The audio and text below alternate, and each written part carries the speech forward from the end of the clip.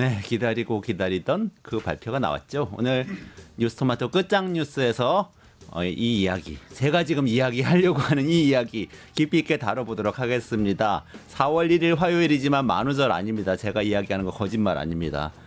거짓이 너무 많지만 만우절만은 진실을 말하기로 우리 생각한 뉴스토마토 끝장 뉴스 라이브 시작하도록 하겠습니다. 오늘도 김종대 전 국회의원님, 황방열 뉴스토마토 선임기자님, 그리고 박영식 매일 나와주시는 시사 에디터님 모시겠습니다. 안녕하세요. 어서 오세요. 그래서 드디어 박 에디터님 네. 알려주시죠. 예, 선 아이고. 이야기. 예, 오늘 첫 번째 주제부터 뭐랄까 좀 그래도 어제와 다르게 좀 뭐랄까 후련하다라는 표현보다는 그래도 좀 안도했다라는 표현이 적당할 것 같습니다. 일단 헌법재판소가 오늘 공보관을 통해서 4월 4일 이번 주 금요일 오전 11시에 윤석열 대통령 탄핵심판 사건 선고하겠다고 기일 공지를 했고요. 오전 10시에 평의를 열었고 기일 지정에 합의를 했기 때문에 이 소식이 빠르게 전해졌는데 제 기억엔 10시 한 40분쯤에 이제 기자들한테 대대적으로 공보가 이루어졌고요. 그래서 속보로 전해지면서 대다수 이제 언론사들이 드디어 이제 이번 주에 이 기일 지정이 맞는지에 대한 크로스 체크까지 다 거치는 웃지 못할 일들도 있었습니다. 왜냐하면 이게 왜냐면 또 만우절이고요. 만우절이었고요. 이게 지금 한 달 동안 기다려도 안 나왔던 소식이 나와버렸기 때문에 이 내용을 받은 기자들도 전부 다 서로 확인을 했습니다. 이게 진짜 맞느냐 그런 일이 있었고 이거는 선고 기일에 방송사의 생중계도 이루어지고요. 일반인 방청도 함께 허용이 됩니다. 그러니까 이거에 대한 이따가 해설들은 이제 두 분께서 또 해주실 것 같고 윤석열 대통령이 탄핵 소추된 날로 111일 만이고요. 네. 오래 걸렸습니다. 탄핵 사건이 헌재로 넘어온 지 38일 만에 이제 두 가지 결정을 하게 됩니다. 파면이냐 아니면 이제 업무 복귀냐 이 결정을 4월 4일 오전 11시에 받게 되고요. 금요일이라고 하니까 이게 또 공교롭게도 노무현 전 대통령, 박근혜 전 대통령도 금요일에 선고가 있었다라는 공통점이 있었고 이게 지금 선고기일을 지정하면서 평결 절차까지 다 끝난 거냐 이제 이렇게 해석하시는 분들도 대부분 있던데 꼭 그렇지는 않다라는 이야기는 먼저 좀 사전에 드려야 될 것 같습니다. 왜냐하면 평의 이후에 평결이 되는 것도 맞는데 박근혜 전 대통령 탄핵 사건 당시에는 선고하기 바로 직전까지도 어쨌든 그 최종 평의를 열고 평결을 했던 전례도 있었다고 하니까 지금 선고기일이 지정됐다고 해서 반드시 평결 절차가 다 끝난 것은 아니다. 이렇게 일단 말씀드릴 수 있겠습니다. 그렇군요. 저 아침에 정청래 민주당 국회의원이 페이스북에다가 그 선고기일 통지문을 올렸더라고요. 근데 그 사무관 전결이더라고요. 저 몰랐는데 주무관이 기한해서 사무관이 도장 찍으면 끝날 일이었다. 뭐 이런 생각 들었는데 두 분은 어떠셨어요? 글쎄 뭐 평결이 안 열렸다 그러지만 사실은 거의 대세는 결정돼 있지 않는가 하는 생각이 좀 들고요. 사실 이렇게 전격적인 통보가 이루어졌는데 이제 두 가지 가능성을 좀 따져봐야 될 것 같아요. 우선은 더 이상 국가 상황이 이 선고를 미룰 만큼 녹록치 않다. 이런 어떤 외부적인 환경에 영향을 받은 것이냐. 아니면 내부적으로 이견을 조정하는데 성공한 것이냐. 이 두 가지 경우인데 아마 걸쳐져 있을 것으로 봅니다만은 사실은 외부적 환경 쪽에 더 무게를 두고 싶습니다. 네. 그동안에 이제 이 선고가 늦어지면서 어떤 정치가 일촉즉발의 막장 파장 분위기로 가고 있었거든요. 이제 이런 어떤 그 외부의 정치적 압력을 헌재가 상당 부분 느끼지 않았을까. 이러면서 어떤 이게 국민의 어떤 또 나름대로의 결집된 힘이 헌재에 투영된 부분이 상당히 있을 것이다. 그렇게 하다 보니까 그 시간을 지체하고 지연시키려는 이런 판사가 무너진 거 아닌가. 이런 생각이 좀 듭니다. 원래 선고 기일 잡는 것은 한 명만 반대해도 안 됩니다.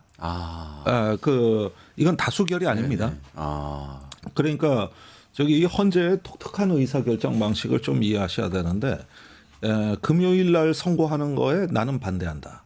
더 검토할 게 있다. 한 명만 버텨도 사실은 이 선고 기일 잡는 게 불가능하고 근데 한 명일 경우에는 좀 뭐 위압감 때문에 밀린다 할지라도 두 명이 만일에 버텼다.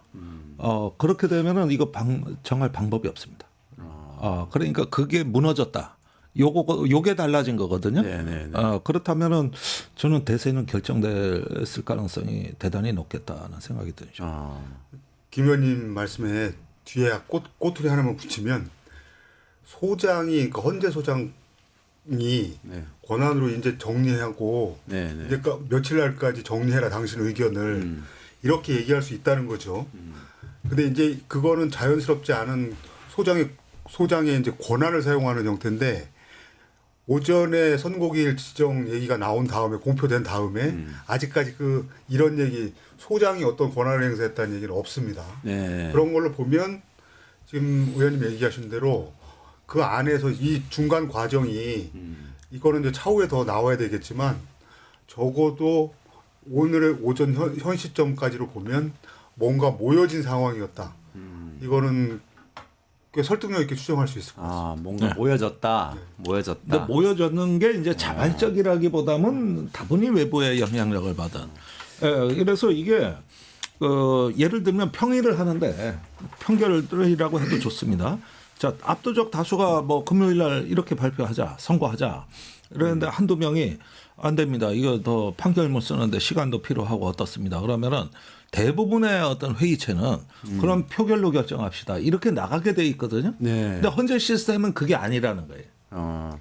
그런 시스템이 작동이 안 아까 돼요. 말씀하신 소장이 그래도 그냥 마지막 합시다. 수단. 그러니까 이럴 경우에도 사실은 문영배 그 소장 대행이 이 부산을 떠나본 적이 없는 판사거든. 향판이라고 그러더라고요. 기껏 떠나봤자 창원지검장에. 그냥 부산이나 창원이나 뭐 원지원. 거기가 거기지 네네. 뭐 다 같은 사람들을. 그랬는데 이러다 보니까 중앙에 어떤 그 법조위를 해본 적이 없고 네. 거기에다가 저 사법고시 선배도 재판관에 있단 말이에요. 이러다 보니까 조금 어떤 주도하는 데 있어서는 뭔가 문제가 있는 거 아니냐. 네. 이런 관측이고 또 맨날 우리가 보기에도 그래요. 뭐 좀 과단성이 없어요. 그런데 이번에 이렇게 결정이 됐다는 것은 이건 국민이 승리한 것이라고 봐야 되겠죠. 그 외부적인 압박이라는 그 부분을 말씀하시는 거예요. 그렇습니다. 예, 여러분들이 고생한 보답을 받는 것이다. 그러네. 그런 면에서 우리 광화문의 시민들이 충분히 자부심을 느낄 만하다. 좀 그렇게 봐요. 근데 평의하고 편결이라는 용어를 헌재에서만 씁니다. 그러니까 일반 법원에서 평의 편결이라고 표현 안 합니다. 네. 근데 이 말은 아까 의원님 얘기한 대로 헌재 재판관들의 권한이 거의 동등하다는 얘기예요.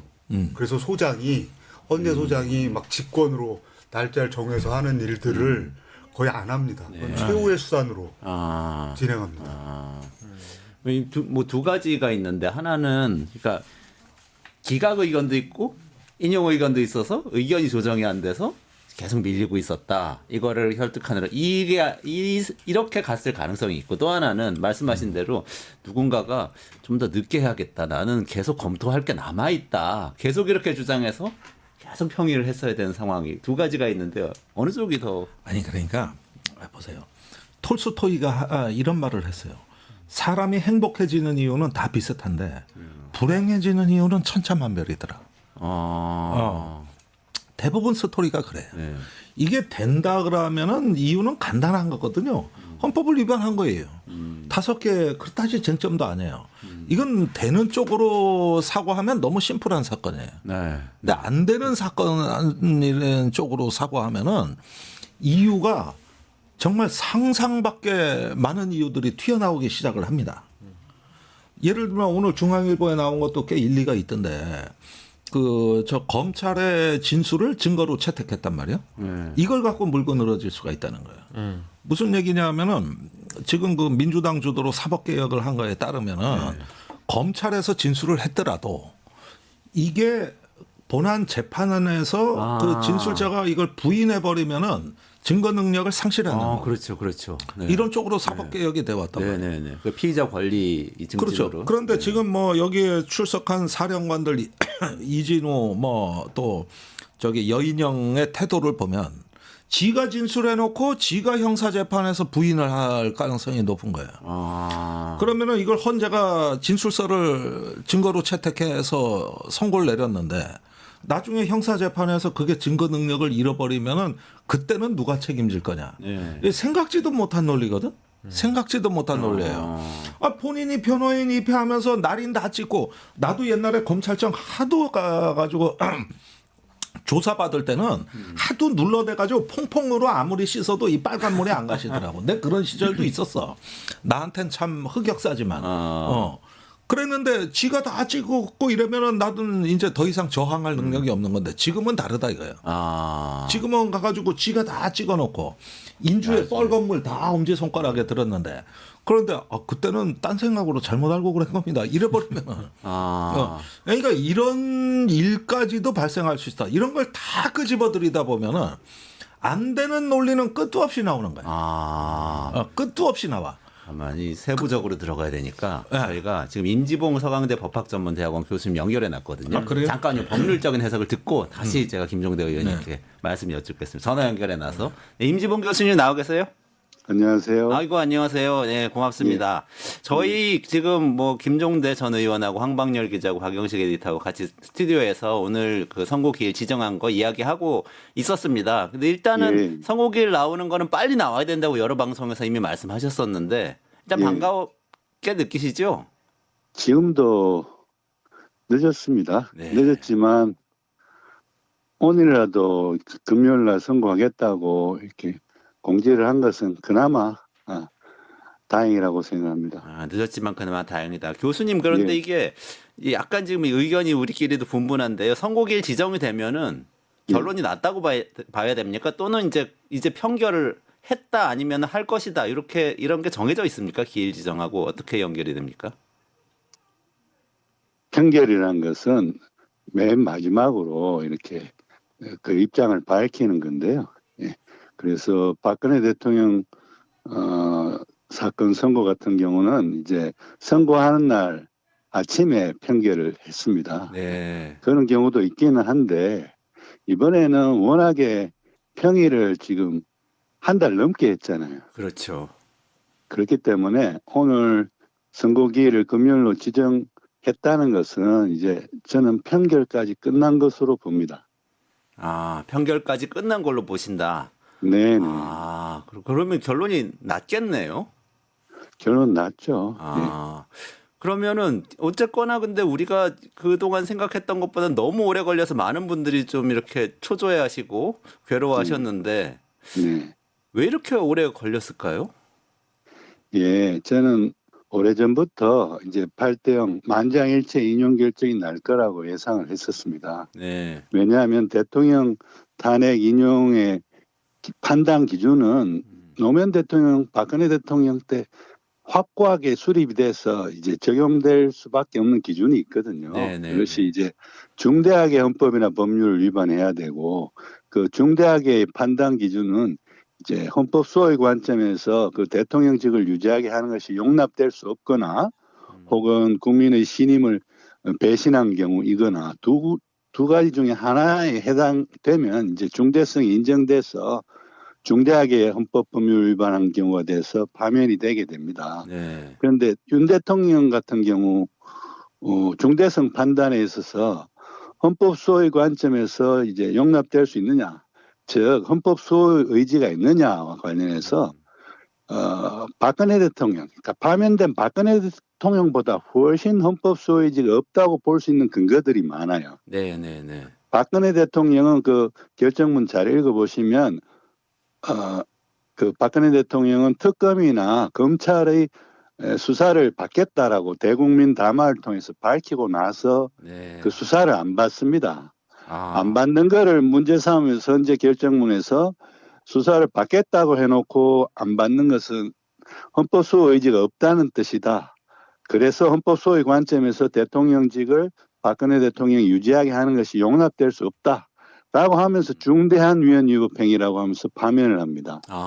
윤 대통령 같은 경우는 그러한 헌법 수호 의지가 없는 근거가 훨씬 더 많아요. 그러니까 예를 들어서 윤 대통령도 이제 계엄 선포를 하고 나서 나중에 탄핵 소추가 될 쯤이 되니까 어떠한 법적 정치적 책임도 회피하지 않겠다.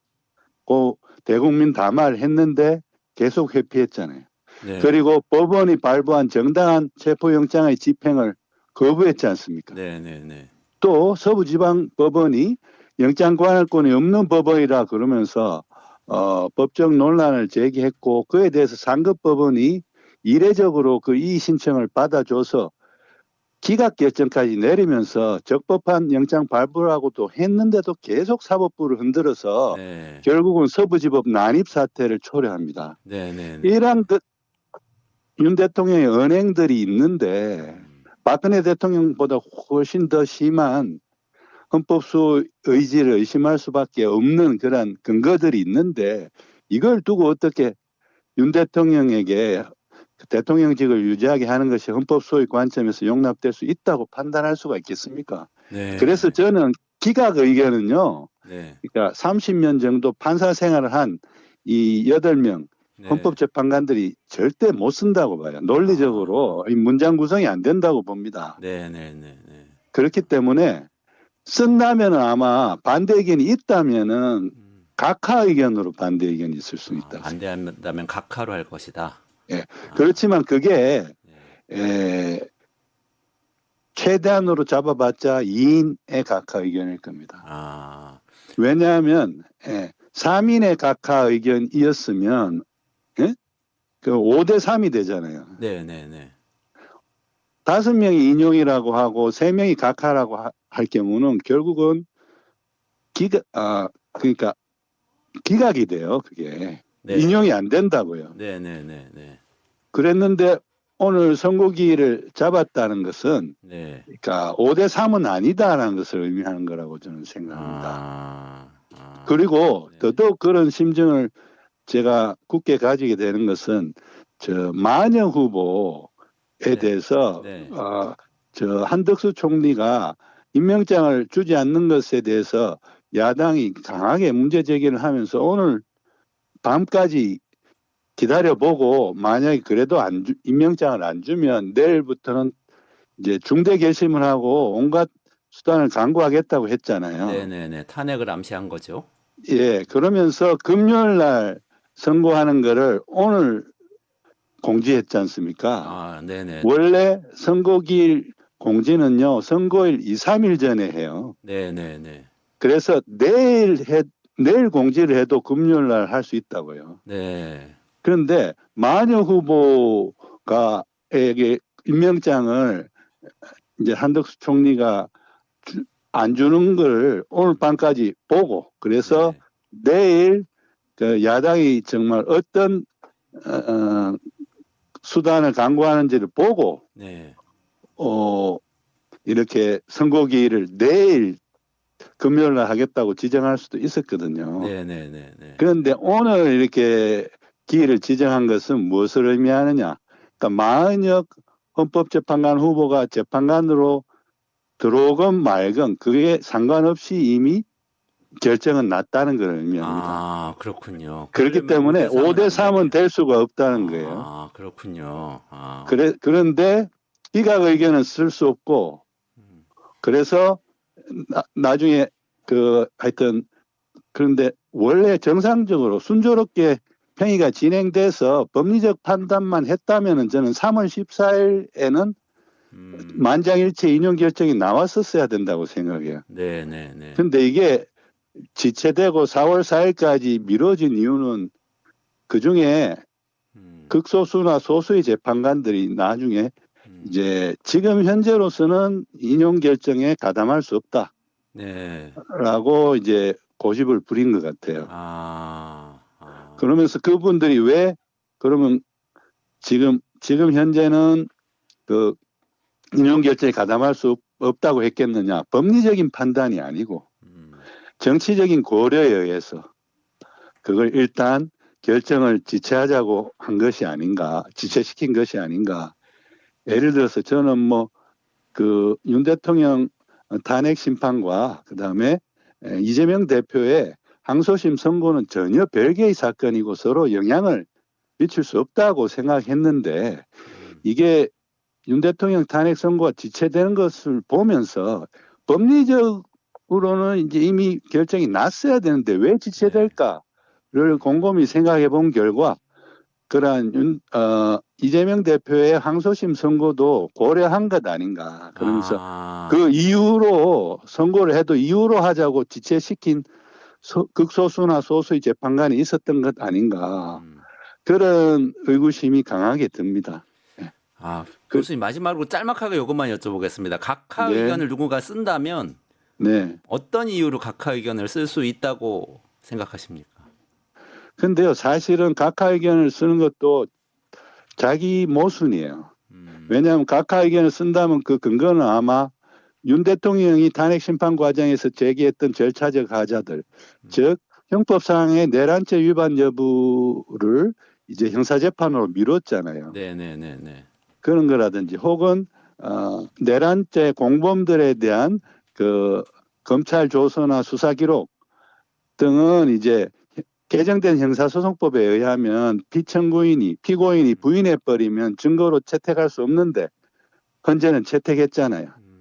왜냐하면 헌재는 이게 형사재판이 아니라 탄핵심판이라는 것은 징계 절차에 가깝다. 그렇기 때문에 형사재판에 적용되는 형사소송법의 그 규정이 꼭 적용될 필요는 없다라고 네네. 했는데 그런 식으로 윤 대통령의 그러한 절차상의 문제 제기에 대해서 네. 그때도 8대 0으로 형의를 거쳐서 문제 없다라고 했거든요. 네네네. 그러면 공개 변론 과정에서의 평의에서는 그 절차상의 하자가 문제 없다라고 했다가 결정문을 쓰는 단계에서는 이게 문제가 있다고 하면서 그 두 가지를 만약에 각하 결정의 근거로 이제 잡는 그런 반대 의견을 쓴다는 것은 사실은 자기 모순인 거죠. 그렇군요. 자기 모순이지만 그런 사람 때문에 늦어졌을 수도 그래도 있다. 최악의 경우를 상정했을 때 기각 의견은 논리적으로 쓸 수가 없는 거고 그렇군요. 각하 의견은 자기 모순이지만 그런 근거를 들어서 쓸 수도 있다. 그래서 제가 6대 2도 가능하지만 네. 그래도 여전히 저는 8대 0 만장일치로 인용 결정이 날 확률이 가장 높다고 생각합니다. 알겠습니다. 교수님 감사합니다. 그 선고 끝나고 나서 스튜디오에 다시 한번 모셨으면 합니다. 오늘 말씀 예. 감사드립니다. 감사합니다. 네, 임지봉 교수였고요. 네, 다시 스튜디오로 돌아오겠습니다. 그러니까 8대 0일 것 같지만 각하 의견 고집하는 한두 명의 그러니까 이재명 대표 재판을 의식하는 정치적인 거 고려를 하는 재판관들 때문에 이렇게 늦어졌을 수 있고 그런 뭐 결정을 끝까지 그 한두 명이 고집할 가능성을 배제할 수는 없다. 지금도 이렇게 그리고 결정은 다 내려졌을 거라고 또 얘기를 하네요. 뭐 그렇습니다. 뭐 잘못 결정했다 수거되는 수가 있어요. 그러니까 결국은 투항을 하는 것도 윤석열이 복귀하면은 사실은 뭐 상당히 어떤 이제 판사들도 핍박의 시간이 있을 건데 결국은 뭐 협조하지 않겠느냐. 살아 들어오면 나는 법원부터가 아주 흑역사가 시작될 거라고 봐요. 그렇죠. 살아 돌아오는 거는 뭐 지금 생각할 수 있는 그런 상황은 아닌 것 같은데요. 임지봉 교수 말씀도 그렇고. 근데 여전히 국민의힘 쪽에서는 기각 각하 뭐 얘기를 하고 있죠. 네, 그렇습니다. 뭐 지금 국민의힘 쪽에서 이제 언급을 하는 것을 보면은 일단 뭐 오전 11시로 지정했다라는 소식이 들려오고 나서 당연히 이제 승복 얘기는 꺼냈고요. 네. 헌법재판소의 판결에 승복할 거라고 일단 주장은 했지만 이제 세부적으로 좀 들어가 보면 약간의 이제 결이 좀 다릅니다.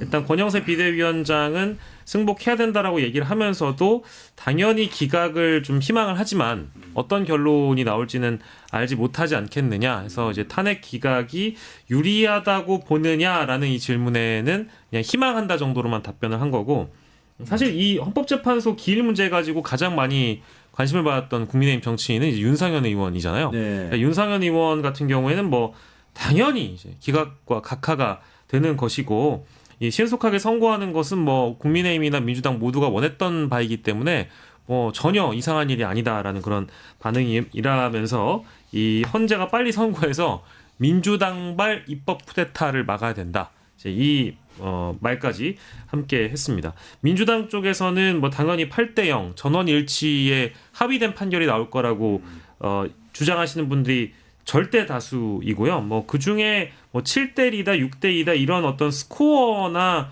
차이점을 거론하는 의원은 사실 거의 없었습니다. 뭐 이제 그래서 8대 0으로 당연히 파면 결정이 날 거라고 얘기를 하면서 민심을 하나로 모으는데 총력을 기울이겠다라고 얘기를 하면서도 그 와중에 이제 이 다른 의견이라기보다는 이 승복 문제와 관련돼서 만약에 불이한 결정을 이제 헌법재판소에서 내리게 된다라고 한다면 국민이 그 결정에 불복할 가능성도 있다라는 측면의 메시지도 일각에선 나왔다라고 전해지고 있습니다. 글쎄 나는 국민의힘이 이제 침몰 직전에 타이타닉호 같다 이런 느낌인데 그 1912년에 타이타닉호에서 왜 그렇게 사람이 많이 죽었느냐? 처음부터 질서 있게 빨리빨리 구명 보트 내리고 탈출했으면 대부분 살았어요. 근데 우왕좌왕하고 그 와중에도 1등실, 2등실, 3등실 차별하고 통제하느라고 늦어지다가 대부분의 그 구명 보트가 무용지물이 되고 일부가 살아남은 거. 나중에 보니까 구명 보트에 자리가 많이 남는 거야.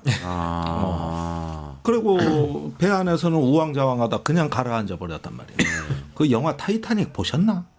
그걸 국민의힘 의원들이 지금 봐야 된다는 거예요. 이미 늦지 않았을까요? 이미 많이 우왕좌왕한 다음인 것 지금도 같은데. 안 늦었다는 거예요. 지금이라도 봐라. 지금이라도. 그러니까 윤석열 호에서 내려야 돼요. 윤석열 호에서. 그래서 그래도 우리나라 그 보수 당이라고 그 전통이 있는 당이 이제는 정광훈 목사의 그 지휘에 따라 가셨어. 그러다 보니까 이게 이제 침몰 직전에 배인지를 깨닫지를 못하고 계신 거다. 그리고 이렇게 하면서 자꾸 극단주의 세력에 가서 이렇게 머리를 숙이고 복종을 하기 시작하는데 아니 나라를 아예 정광훈 목사한테 갖다 바치시지 그냥. 윤석열 이제 파면 되고 나면 다 차기 지도자는 정광훈 목사 아닌가? 난 그렇게 보이는데. 그래요. 앞으로 더 이제 국민의힘이 이제 이 조기 대선 국면에서 얼마나 더 우경화될 것이며 어떻게 또 분파될 것이며 이제 이런 거에 대한 가능성을 점치시는 분들도 많고 사실은 앞서서 타이타닉 표현도 해주셨습니다만 제가 최근에 들었던 표현 중에는 미지근한 물에 끓이는 개구리 같다 이런 얘기도 하시는 분들이 계시더라고요. 서서히 이제 온도를 높이는데 그 개구리가 모르고 있다가 나중에 자기 운명을 다하는 그런 개구리에 대한 비유도 좀 머릿속에 떠오르네요. 근데 여기 논의하고 정반대로 나경원 의원이 윤석열, 전환길, 윤상현 뭐 이런 사람들하고 책을 썼네요. 그래요? 네, 새로운 대한민국이라는 이름으로 4월 10일부터 예약 판매를 한답니다. 윤석열, 전한길, 윤상현, 나경원이 나경원. 갔었다. 윤석열, 김기현. 김기현, 네. 윤석열이 들어가 있다고. 윤석열 그렇다네요. 씨가 책을 아니 냈다고요? 뭔 책을 내 그 와중에. 책을 낸다고요? 저거는 악수네요. 다른 건 몰라도 윤석열은 뺐어야지. 이건 좀 문제가 그 내용이 있어요. 뭔지 나옵니까? 87 체제를 넘어 새로운 대한민국이라는 책을 출간한다. 심평 변호사가 페이스북에 그렇게 올렸네요. 그러니까 원래 이 87 체제가 거의 사실은 자연적으로 붕괴될 뻔했습니다. 네. 4월 18일까지 선거를 안 내리면 이제는 헌재가 아니라 바로 국민투표 투쟁도 불사할 상황이었거든요. 그리고 만일에 국무위원들 전원 탄핵이 되면은 이건 새로운 공화국 선포를 안 할래야 안 할 수 없는 상황이 되고 자연스럽게 7공화국으로 넘어가게 돼 있습니다 원래는. 근데 그런 파국은 지금 이제 막아진 거예요. 네. 막아진 상황인데 그래가지고 이렇게 보면은 이런 게 이제 87 체제를 넘어서는 건데 네. 왜 엉뚱하게 자다가 봉창을 떴나 이 사람들이 왜 87 체제 지금 이분들이 얘기하는 거는 87 체제의 가장 퇴행적인 측면에 몸을 담그신 분들이라 이거예요. 그런데 이렇게 얘기를 하면 이제 이게 또 참 국민들 헷갈리죠 이제. 일단 뭐 좀 기시감이 드는 건 윤석열 씨가 최종 변론에서 얘기했던 건 자신이 만약에 기각이 된다고 하면 복귀를 하게 되면 개헌하겠다고 하지 않았습니까? 네. 그러니까 여기서 지금 언급하는 것은 87 체제는 낡은 체제이고 병든 체제였기 때문에 12.3 계엄은 정당했다라는 것을 이제 설파하기 위한 그런 체계 종류로 보이고요. 저도 지금 이제 뭐 이게 오늘 한두 시간 전부터 이제 요 내용이 이제 공유가 되면서 온라인상에 지금 돌고 있었던 내용을 지금 황 기자님께서 설명해 주신 것 같은데 필지인이 뭐 어마어마하네요. 김기현, 나경원, 도태우, 백지원 씨는 제가 누군지 모르겠고요. 백지원, 복거일, 심평, 심규진, 윤상현, 윤석열, 이인호, 전한길, 조정훈 이렇게 12명이 뜻을 모았다라고 얘기를 하고 있습니다. 그 보니까 굉장히 이제 음모론자도 들어가 있고 예컨대 그 도태우 변호사는 네. 이번에 스탑 더 스틸 그 부정선거 그걸 갖고 쓴 양반 아닙니까? 그다음에 윤석열 법률 대리인이고 네. 그러면서 계속 부정선거론을 확산시켜온 아주 핵심 인물입니다, 이 사람이. 그런데 그 부정선거라 그랬는데 그 부정선거로 당선되신 분이 여기 또 몇 번 돼 있단 말이야. 나경원부터 해가지고. 그러면은 이게 어떻게 된 거냐 이거지. 뭐가 진실이냐.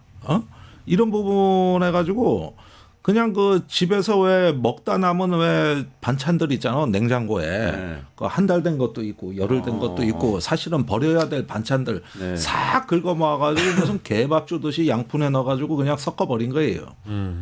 그래가지고 그냥 개밥을 만들어놨어. 그러니까 이게 지금 우리 87년 헌법을 넘어서 7공화국으로 가는 게 아니고 지금 5공화국으로 가자는 것 같은데요. 그러니까 계엄이 있는 국가를 만들자, 대통령이 비상대권을 행사하는 국가를 만들자 이런 거 아닙니까? 그러니까 우리의 그동안에 수십 년간 우리 사회 주류들의 이념이었던 자유민주주의를 민주주의를 떼버리고 자유권위주의 또는 어떤 자유지상주의, 자유권위주의 이렇게 이제 회복이 되는 어떤 극적인 변화다. 저는 그런 점에서 어떤 경제적 자유와 정치적 민주주의라고 하는 양대 축이 보수의 기본 축이었는데 기본 이념이었는데 이제 이게 사실상 붕괴되고 있는 현상으로 보여지는 거예요.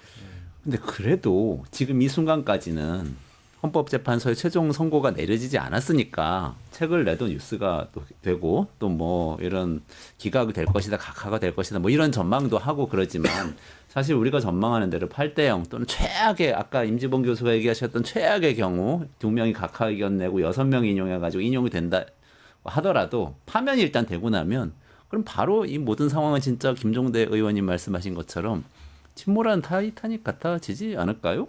그러니까 일단은 가장 먼저 파면되면은 형사적인 문제도 좀 다르게 풀리게 되겠죠. 재구속될 가능성은 높은 거죠. 뭐 당연히 그럴 것 같습니다. 왜냐하면 뭐 이제 불소추 특권이라는 게 사라지는 민간인이 돼버리는 거니까요. 뭐 그간 이제 윤석열 씨의 이제 범죄 혐의라는 것이 뭐 내란 혐의만 있었던 것이 아니라 집권 기간 동안 내내 불거져 왔던 여러 가지 이제 의혹들이 한꺼번에 이제 정리가 될 수 있는 그런 상황이 될 수 있는 거거든요. 그러면 검찰이 또 이제 죽은 권력을 들춰내 가지고 자신들의 입지를 강화하는데 또 선술 아닙니까? 그러니까 이제 파면되는 순간 아마 강제 수사에 돌입할 가능성도 매우 높고 당연히 재구속의 가능성도 높을 수밖에 없는데 다만 걱정되는 측면은 분명히 있습니다. 왜냐하면 지금 이렇게 새로운 대한민국이라는 책을 이미 일찌감치 내놓고 향후에 기각 이후에 윤석열의 정치를 준비해 왔다라는 측면에서 보자면 윤석열 씨가 헌법재판소의 이 파면 결정이나 이런 자신의 상황을 오히려 좀 더 정치적으로 강화하기 위한 일종의 모멘텀으로 이 결정을 쓸 수도 있겠다라는 생각이 좀 기본 좀 들거든요. 그러니까 즉 결론에 불복하거나 파면 결정에 불복하거나 그래서 한남동 관저에서 소위 이제 알박기를 해서 나오지 않으려고 한다거나 뭐 물론 그것은 제도적으로 불가능하다고 저는 봅니다만은 지금까지 끊임없이 헌법을 유린해왔고 법률을 지키지 않아왔던 제왕적 권력을 누려왔던 윤석열의 상황을 봤을 때 만약에 헌재가 결론을 내렸음에도 불구하고 한남동 관저에서 박근혜 전 대통령 때는 나오는데 한 달 정도 걸렸던 걸로 제가 그 정도는 안 걸렸어요. 안 걸렸습니까? 한 달은 아니고 며칠 정도. 며칠 정도? 그러면 예를 들어서 한남동 관저에서 나오지 않고 알박기를 하고 버티고 있다라고 하면 결국 이게 또 수사기관을 동원해서 한남동 관저에서 물리적으로 끌어내야 된다라는 생각도 좀 들거든요. 그런 내전 상황이 벌어지다 보면은 거리에서 똑같은 지금 양쪽 진영의 결집이나 이런 대결 국면이 벌어질 수도 있기 때문에 그런 거에 대한 걱정이나 우려들을 벌써부터 제기하는 분들도 계시고요. 그게 아니라면 뭐 전격적으로 실제 체포를 하거나 재구속할 수 있는 사안들을 검찰이나 혹은 뭐 지금 재판부에서 실제 구속 취소 인용 결정과는 또 다르게 재구속시킬 수 있는 직권 결정을 할 수도 있다고 제가 들었기 때문에 이제 그런 것까지도 얼마든지 카드로 검토해보고 고민을 해봐야 되겠죠. 네. 일단은 근데 경호처가 없어지는 거 아닌가요? 파면되면? 그것도 사실은 저희가 끝장뉴스에서 얼마 전에 다뤄봤던 내용인데 얼마든지 이 경호처에 있는 현재 경호를 담당하고 있는 사람들은 구속영장 청구도 되지 않았던 인물들 아닙니까? 뭐 어쨌든 불가능한 상황에서 지금 검찰이 계속 봐주기를 해왔는데 경호처를 사실상 모두 다 장악했다라고 보는 시각들이 다분하잖아요. 이제 그러다 보니까 제도를 아예 무시하고 헌법의 결정을 무시해버리는 태도를 경호처마저도 보여준다라고 한다면 한남동 관절을 성벽 쌓고 나오지 않을 가능성까지도 우리가 염두에 봐야 된다. 이제 이런 지적까지 나오고 있습니다. 네. 그러니까 우리가 걱정하는 거는 이 윤석열 일파가 갖고 있는 지나친 현실 부정의 성향이거든요. 자기한테 불리하거나 자기가 마음에 들지 않는 현실을 인정을 안 하는 성격들이란 말이에요. 그러니까 사실은 그 국민들이 본인을 비판하고 반대하는 걸 못 참죠. 야당이 그런 것도 못 참고 그게 이제 계엄으로 연결되어 있는 건데 사실 여기서 트리거가 된 거는 이제 그 한동훈의 김건희 특검법에 대한 어떤 전향적 기류와 명태균의 네, 저 수사의 진척이었습니다. 그랬죠. 그게 창원지검에서 이제 황금폰을 입수한 게 어떤 큰 고비를 넘었던 거거든요. 네. 이제 이렇게 되면은 탄핵 이후에는 어떻게 되느냐 이런 문제들이 다 재부상되는 국면인 거죠. 그리고 그 분위기에서 국민의힘은 대선을 치러야 되는 거예요. 그러니까 한 발만 빠뜨리지 왜 두 발 다 윤석열한테 담궈가지고 여기서 이제 명태균, 김건희 뭐 별의별 게 다 나오고 이게 이제 대선으로 한복판으로 들어가게 되는데 여기서 두 발 다 빠뜨려가지고 어떻게 하려고 그러냐. 내가 그 동네까지 걱정해줄 처지는 아니지만 이 보수가 안타까워서 그래 내가. 정치적으로 보면 국민의힘은 대선을 이제 치러야 되는 파면이 된다고 보고 대선을 치러야 되는 국민의힘의 입장에서 보면은 이제 죽어라 하는 상황이 되는 거죠. 이렇게 되면 대선 구도에 저는 뭐 윤석열이 용산 관저에 농성을 해봐야 그 며칠이나 할 수 있겠습니까? 뭐 그런 거는 이제 시간 문제일 텐데 대선 구도에 영향을 미치고 싶어 하는 거죠. 이런 책을 내고 이런 세력을 구축하고 있는 거는 지금 떠오르는 인물이 이제 트럼프입니다. 저는. 트럼프가 자기 대선 패배를 절대 인정 안 한 상태에서 그 바이든 취임하는데 자기 전용기 타고 떠나버렸거든요. 그러고 나서 끝내 인정 안 한 다음에 다시 출마해서 돌아왔잖아요. 근데 우리나라에서는 이제 윤석열이 다시 출마하는 방법은 없지만 설령 이제 형사 피고인이 아닌 상황이었더라도 출마할 수 없지만 다음 대선 비롯해서 계속 영향을 끼치고 싶어하는 건 분명한 것 같아요. 자, 이 시나리오가 있고 그러니까 대선에 영향을 끼친다. 뭐가 아까 책 내는 것도 그런 차원이라고 봐요. 또 다른 시나리오도 있어요. 내가 이렇게 현실을 부정하는 독재자들 경우를 보면은 참 희한한 게 있는데 베를린이 함락되기 얼마 전에 그러니까 전쟁에서 패배가 확실해졌을 때 히틀러의 마지막 제시가 뭐였느냐? 히틀러의 마지막 제시가 독일 국민들이 자기를 배신했다고 격분하면서 그래서 보복을 해야 된다. 이러면서 독일의 모든 철도, 산업시설, 뭐 어떤 그 인프라를 다 파괴하라고 명령을 내립니다. 그래요? 폭파 작전이 들어간 거거든요. 다행히 이 명령은 이행이 안 됐어요. 근데 예컨대 리비아의 가다피라든가 무솔리니라든가 이런 히틀러 보면은 나를 국민들이 사랑하지 않는다는 사실을 죽어갈 때까지 견디질 못합니다. 그래가지고 그 히틀러의 마지막 지시 이게 하마터면 실행될 뻔한 지시거든요. 그러니까 이제는 폭파 작전이 들어가는 거예요. 폭파 작전이. 그런데 이게 그동안의 그 탄핵 국면에 말하자면 결집돼 있던 이런 역량을 어딘가에 써먹으려고 하지 않을까. 그러니까 이건 뭐냐면은 이 나라는 이미 북한의 지령을 받는 간첩이 점령했다. 이런 어떤 그 정의를 더욱더 강화하고 확장시키면서 그래서 뭐 명분은 나라를 구한다 그러면서 사실상 파괴 작전에 들어가는 거거든요. 그러면은 국회, 헌재 또는 뭐 어떤 저기 서울중앙지법 뭐 이런 등등 해가지고 어떤 이렇게 고양되는 어떤 대안 우파라고 얘기하는 요즘 이 세력들의 에너지를 어디 한 군데로 그냥 쏟아버리고 배설해버리는 이런 식의 제2의 폭동도 예상해 볼 수가 있는 거고 또는 그걸 통해 가지고 국가의 인프라를 파괴는 못해도 정신 세계는 파괴할 수 있는 거 아니냐. 이런 식의 어떤 심리적 도발적인 행태가 나올 가능성이 있어요. 문제는 윤석열이 순순히 고분고분하게 그동안 내가 국민들에게 너무 많은 사랑을 받았는데 이래서 부끄럽고 죄송합니다 하고 백담사로 떠날까? 그러니까요. 그럴 가능성은 거 없죠. 아니냐고. 그럴 가능성 없어. 그 악독하던 전두환도 백담사로 곱게 갔어. 그렇죠. 근데 윤석열은 그게 불가능하다.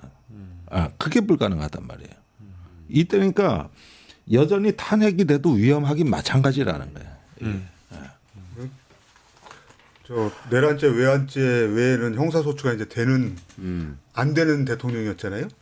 그 현직 대통령이 현직 대통령은. 직무정지 돼도. 네, 근데 이제 이 지금 책 내고 이런 상황을 보면 그 이제 다른 대통령 지나고 대통령직에서 이제 파면되고 나면 다른 걸로 해서 나도 빨리 구속을 시켜야 되겠네요, 이 사람은. 아니 그러니까 빨리 어떤 그런 부분에서도 적절한 어떤 그 사법 과정이 뒷받침되지 않으면 이게 아닌 게 아니라 뭐 저기 무슨 늑대 한 마리를 벌판에 풀어놔가지고 말이야 우리에서 뛰쳐나가가지고 이거 잡느라고 그냥 수없이 많은 사람들이 또 돌아다녀야 돼.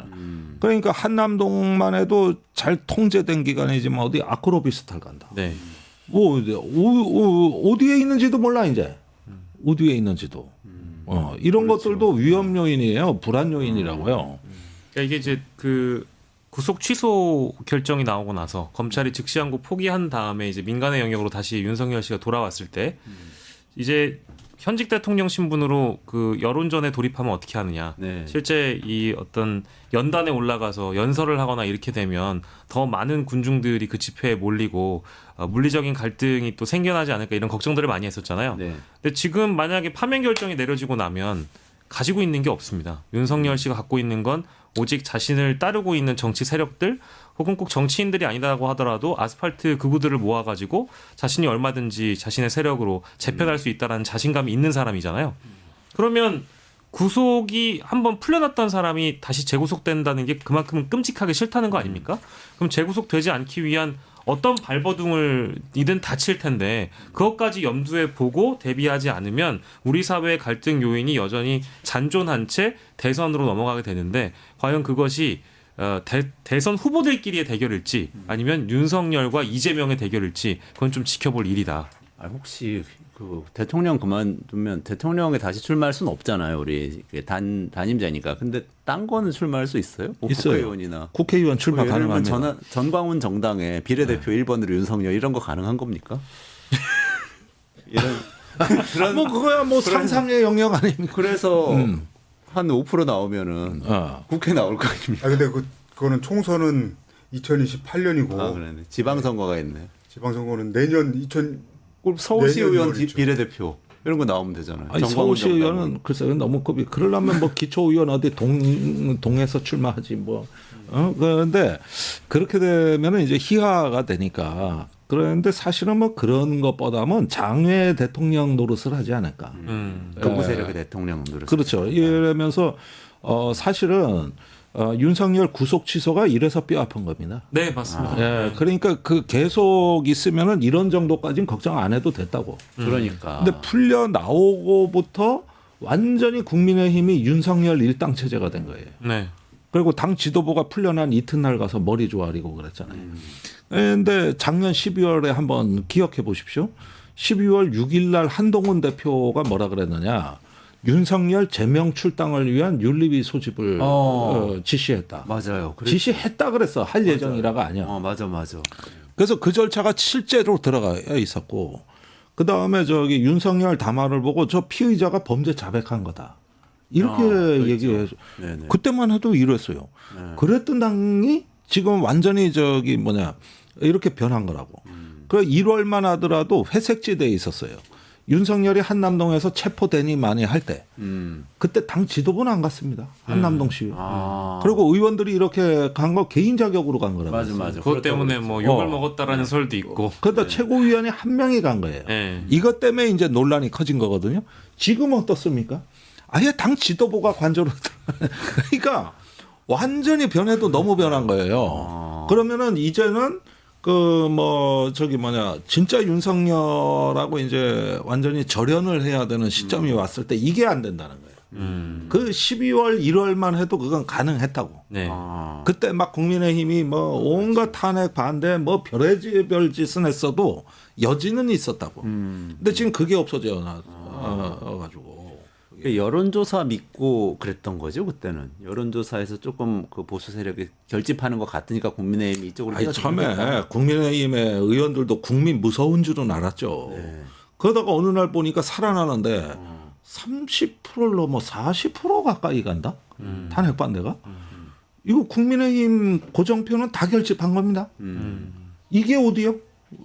그동안에 저기 그렇죠. 뭐 10%대까지 내려갔다. 윤석열 대통령 지지율, 국정 지지도 10%대까지 갔었는데. 그러니까 윤석열 정상적으로 대통령 노릇하고 지지율 10%대로 떨어질 바에야 오히려 탄핵되고 나서 결집된 지금이 훨씬 좋은 것 같아. 어떨 땐 느낌이 막 뭔가 이제서야 정치판이 짜이는 것 같아. 여기에 이런 착각에 이제 넘어가는. 여기에 다 속아 넘어가는 거죠. 그리고 조금 다른 얘기긴 합니다만은 대통령직 파면 이후에 그러면 이 대통령이 아닌 민간인 윤석열을 실제 재구속하거나 재수사를 하려면 다른 혐의든지 얼마든지 새롭게 수사를 할 수 있는 뭐 기회는 열려 있는 거 아니겠습니까? 네네네. 근데 그걸 수사를 할 수 있는 사람이 누구겠느냐라고 이제 질문을 해봐야 되는데 윤석열과 함께 내란의 가담자일지 모른다라는 심우정 검찰총장이라든지 심지어 심우정 검찰총장은 지금 개인 가정사겠죠. 이것도 어쨌든 개인 비리 채용 비리 특혜 의혹 이제 이런 것들로 지금 문제시 되고 있는 상황에서 과연 윤석열에 대한 수사를 드라이브를 강하게 걸 수 있을 것인가 이제 그 문제가 있는 것이고 경찰 라인도 최근에 윤석열 라인으로 다 갈았다고 하죠. 국정원 라인도 여전히 인사가 단행된 상황입니다. 그러면 윤석열 하나만 대통령직에서 내려왔을 뿐이지 과거에 어떤 공범으로서의 역할을 했던 사람들은 다 요직에 꽂혀 있었다라고 우리가 전제를 한다면 과연 파면 이후에도 윤석열은 수감될 수 있을 것인가라는 어떤 최종적인 물음표가 좀 달리죠. 안 될 가능성도 있을 거라는 생각도 기본적으로 듭니다만은 너무 이제 뉴 노멀 시대를 살아가는 우리로서는 과거에 죽은 권력을 수사했던 검찰의 모습과는 지금 너무 태연하게 다른 모습을 보이고 있는 거잖아요. 최근에 경호처 직원들의 어떤 구속 취소까지도 본다고 한다면 석방까지 본다고 한다면 저는 좀 걱정이 됩니다. 그러니까 성격 교정이 이게 말씀하신 대로 친위 쿠데타니까 내란이 계속되는 거잖아요. 그 사람이 잠깐 직무정지 되거나 그래도 계속되면서 같이 쿠데타를 일으켰던 사람들이 계속 뭔가 작용을 하고 있는 그런 상황이 이어지고 있는 것 같긴 한데 그래도 파면이 막상 결정되고 나면 또 꺾이겠죠? 그 이후에 꺾인다고 봅니다. 꺾인다고 보는데 지금 자꾸 이걸 윤석열만의 문제라고 보는 경향이 있는데 여기에도 인식의 오류는 있는 게 미국의 정치가 트럼프만의 문제냐. 그 1월 6일 날 의사당 폭동이 2021년 그 사태가 일어나고 나서 확실히 미국의 중산층의 사고가 바뀌는 걸 우린 봤단 말이에요.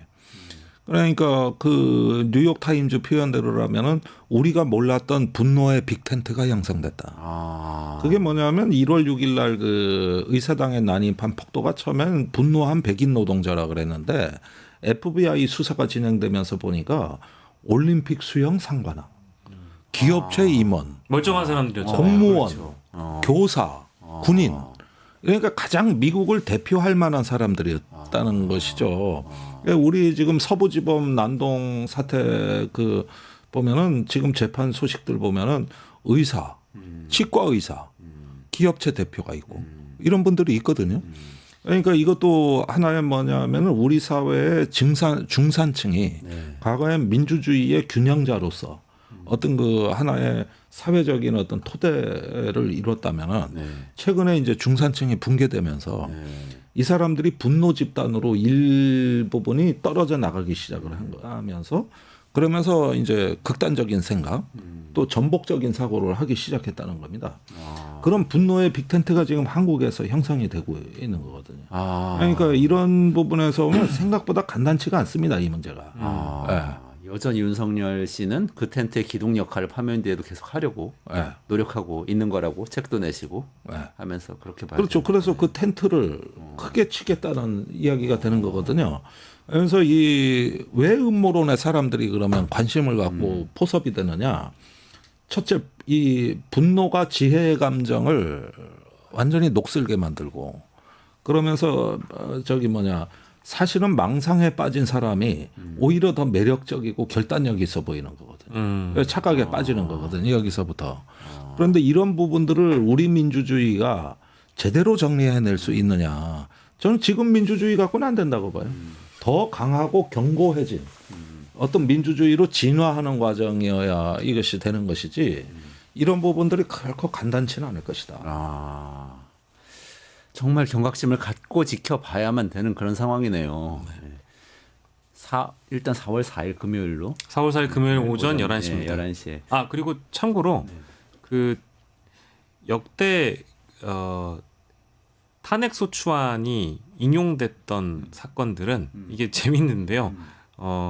박근혜 전 대통령 사건이 11시에 선고가 잡혔었고요. 네네네. 노무현 전 대통령 사건이 10시였다고 합니다. 네. 그러니까 이제 11시에 잡힌 거를 사람들이 11시면 그럼 이거 인용이겠네. 혹시 헌법재판소 재판관들이 11시에 잡아놓고 똑같이 시그널 주고 밥 먹으러 가려고 하는 거 아니냐. 이제 이런 희망 회로를 돌리시는 분들이 벌써부터 계시더라고요. 통계학적으로 근데 케이스가 2개밖에 없어가지고. 맞습니다. 하지만 세 분 의견 어떠세요? 인용 기각 몇 대 몇입니까? 인용 기각 카카. 저는 뭐 8대 0을 8대 0. 일관성 있게 주장하고 있었습니다. 두 분 우리 어떠세요? 황 기자는 어떠시요? 근데 앞에 다 얘기한 얘기인데 이거는 답은 이미 다 나온 것 같아요. 아까 저 임지봉 교수 얘기하는 게 잘 여기서는 안 들렸는데 이거는 파면은 확정적인 거는 분명한 것 같고 지금 근데 제가 드는 생각은 윤석열이 책까지 내고 그다음에 이런 걸 하는 거 보면 확실하게 8대 0이 나와야 되겠다. 뭐 6대 2나 7대 1이나 뭐 이렇게 되면 안 되고 여지를 되겠다. 아예 네. 지금 엄청난 저항이 있을 게 분명합니다. 그리고 이거는 처음에 윤석열 탄핵될 때 박근혜 탄핵 때보다도 표가 국회 표가 한 30% 적었거든요. 그렇죠. 제가 그때 방송할 때 이게 굉장히 징후적이다 이런 말을 제가 한 적이 있었는데 이거를 국민의힘은 어쨌든지 이 사건을 말도 안 되는 이 내란 사건을 정쟁화하는 데 성공을 했어요. 단시간 내에. 그러면서 자기네 세력을 원래 윤석열 지지층을 다 회복하면서 지금 굉장한 세력을 이뤄낸 게 분명합니다. 그리고 이대로 승복하지 않을 게 분명한 거예요. 이 책을 보면, 책 낸다는 걸 보면. 그리고 우리 사회에 그 토양이 너무 광범위하게 뻗어져 있습니다. 흔히 이제 경제사회적 양극화라고 하는 표현 우리가 해왔는데 그래서 파면은 확실한데 그 다음 과정이 굉장히 험난하겠다. 될 것 같다. 이 새로운 대한민국이 윤석열 책 제목인데 네. 거꾸로 새로운 대한민국을 그나마 시작하려면 확실하게 8대 0이 나와야 되겠다 이런 생각을 책 해봅니다. 때문에 네, 괴로운 대한민국이 될 것 같아. 김정대 의원님은 파면 확신하시죠?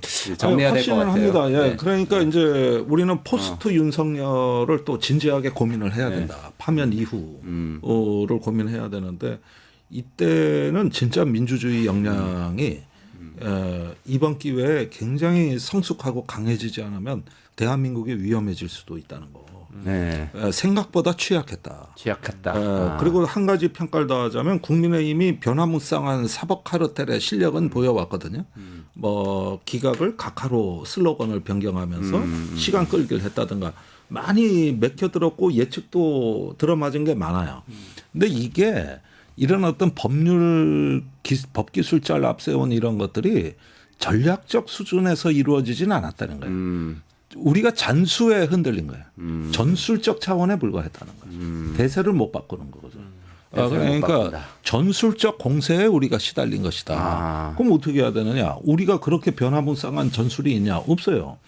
그러니까 우리는 큰 전략으로 즉 새로운 대한민국을 어떻게 고쳐서 새로운 나라를 만들 것이냐 이런 비전으로 승부해야 되는 시점이죠. 알겠습니다. 오늘 여기까지 해야 될 것 끝내야 같아요. 되죠. 네네. 오늘 마무리해야 될 것 같아요. 저는 이제 들어오면서 한독수 최상목 탄핵에 대해서 어떻게 해야 되는가 이런 거를 좀 고민을 했었는데 이거 이 책 보고 이러면서 드는 생각이 한독수 최상목 탄핵을 해야 되겠다 이런 생각을 해야 된다. 하게 됐습니다. 원래는 하지 않는 방향으로 생각하셨던. 왜냐하면 민주당은 분명히 탄핵 안 할 거라고 생각이 드는데 그렇죠. 양론이 있을 수 있는데 이제 다른 판례가 날라지. 바뀌었으니까 그 상황에 맞게 하면 되면 거기에 맞게 해야 되겠죠. 알겠습니다. 오늘 여기까지 진행해야 될 것 같고요. 김종대 의원님, 황방열 기자님, 그리고 박영식 에디터님 감사드리고요.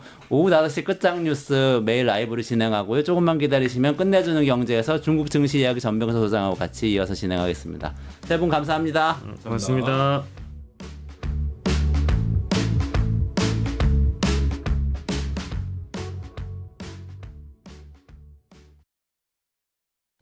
팟 증권 통팟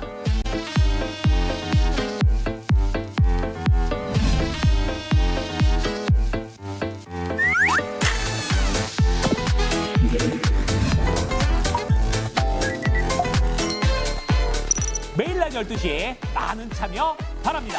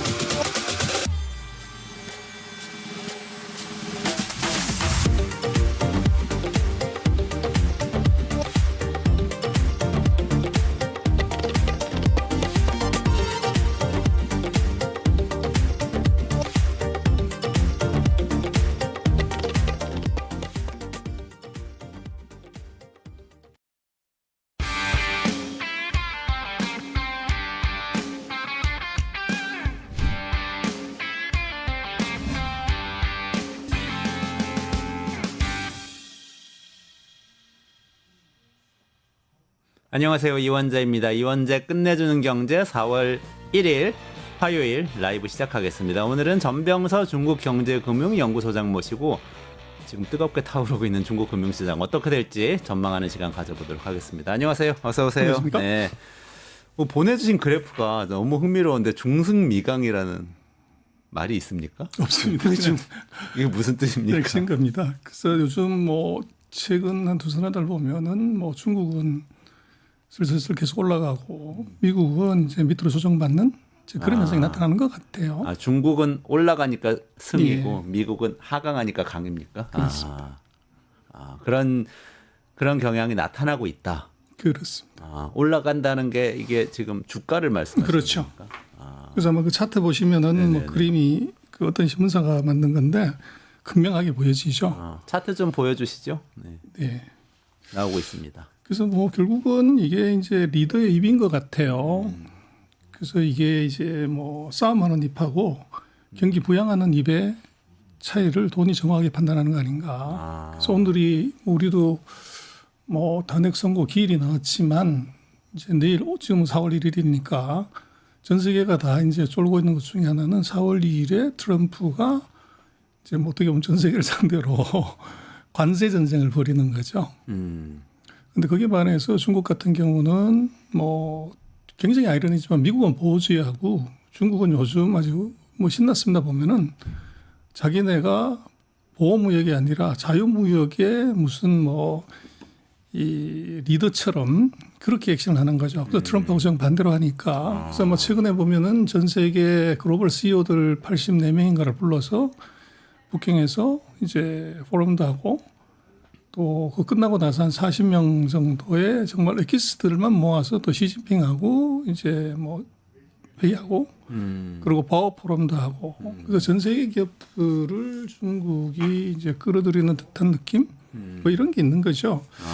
그래서 뭐 결국은 이게 그 내일 보복 관세가 25% 뭐 이게 터지면 어떻게 되냐 하는 것은 결국은 이제 미스터 머니가 이미 알고 있는 것 같아요. 네. 그래서 그렇게 때렸을 때 트럼프의 생각은 미국의 경쟁력 향상 또 이제 어떻게 보면 미국의 무역자를 많이 내는 나라들이 이게 이제 당할 거라는 것이 예상인데 네. 돈은 그렇게 보지 않는 것 같아요.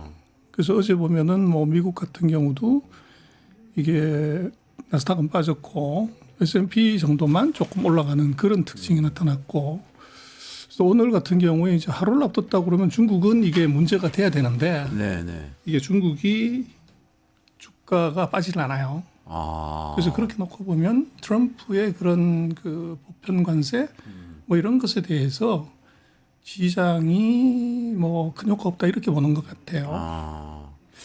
아니 그게 왜 그럴까? 그러니까 기본적으로는 트럼프 보편 관세 매긴다는 거는 주요 타겟은 중국처럼 미국에 수출 많이 하는 나라인 걸로 보이고 본인이 그렇게 얘기를 하고 있고 그러면은 모르겠습니다. 미국이 인플레이션 같은 부작용이 나타날 수도 있지만 중국에도 타격이 가긴 갈 거 아니에요. 근데 이제 거기에 뭐 두세 가지가 문제가 있는데 과거와 다른 점은 첫 번째는 미국의 그 수입 비중이 과거에 비해서 혹 줄어들었다는 거죠. 전 세계에서. 그래서 지금 미국이 때리고 있는 것이 멕시코, 캐나다, 유럽, 중국 그 4개 나라가 지금 관세 폭탄의 대상인데 전 세계 수입 시장에서 이 4개 지역을 합하면 전 세계 수입의 39%예요. 근데 지금 미국이 전 세계 수입 시장의 13%밖에 되지 않습니다. 그래서 지금 보복 관세를 때리는 그 나라들의 시장의 3분의 1밖에 안 되는 거죠. 그러다 보니까 이제 시장은 정확하게 이게 효과가 약하거나 없을 거다. 이렇게 보는 게 있고 두 번째는 이제 이 모든 것은 중국을 타겟으로 해서 중국을 자초시키기 위한 어떻게 보면 사전 정지 작업이죠. 그래서 캐나다나 멕시코를 왜 때리냐? 중국의 우회 수출 기지각이라고 해서 때린 거고. 그래서 그렇게 놓고 보면 그 중국이 크게 타격을 받아야 되는데 중국의 수출주든 뭐 테크주든 큰 변화가 없어요. 그래서 그 얘기는 거꾸로 생각을 하면 미국의 리스크가 있다고 본 거죠. 그래서 지금 예를 들어서 뭐 애플폰 뭐 MZ 세대들 많이 쓰지만 애플폰은 그 95% 중국에서는 만든단 말이에요. 네네네. 그래서 그렇게 놓고 보면 95% 만드는 애플을 만약에 제조하면 어떻게 되냐. 이제 그걸 시장은 이미 보고 있는 거죠. 중국에서 만드니까 미국 소비자가 쓸 때도 관세를 그렇죠. 물고 수입해야 되는 게 그렇죠. 되는 거죠. 그렇죠. 그래서 그 리스크가 이제 존재하기 때문에 원래 뭐 이제 시끄럽게 떠들어서 뭘 하는 것이 아니라 조용히 웃으면서 이제 칼을 내미는 사람이 무서운 건데 이번 트럼프의 정책은 너무 시끄럽고 온 세상이 다 알게 이제 얘기를 하는 것 같아요. 이제 그런 점에서 보면 지금 중국의 그런 대응도 굉장히 차분하고 정반대 현상이 나타나는 것은 그런 과거와 다른 충격이 작다.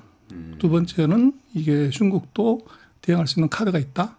뭐 이런 점들이 같이 작용을 하고 있는 것 같아요. 그렇군요.